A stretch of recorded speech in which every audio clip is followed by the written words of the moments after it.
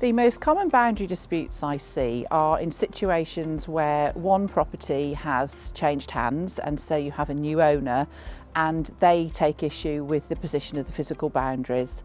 Very often that will be to do with the position of a fence, a hedge or a wall. The factors that contribute to a boundary dispute are often emotions between the parties, their ability to fund the dispute, and ultimately a matter of principle is something that I hear very often.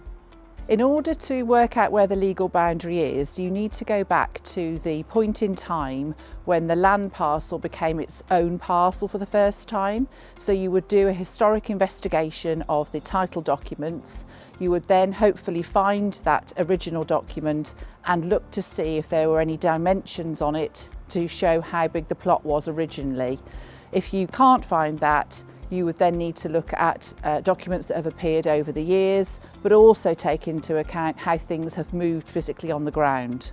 Evidence in a boundary dispute is absolutely crucial, and you will need to go back to the point in time when the land parcel became its own parcel, and then you would need to look at all deeds, documents, land registry plans and anything historic available to try and help you determine how big that plot was and where the original boundaries were.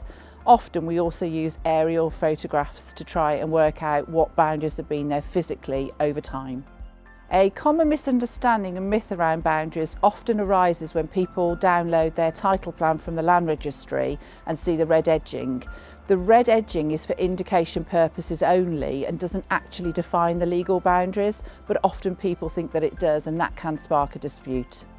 One of the most common arguments that we employ in boundary disputes is to do with adverse possession, colloquially known as squatters' rights.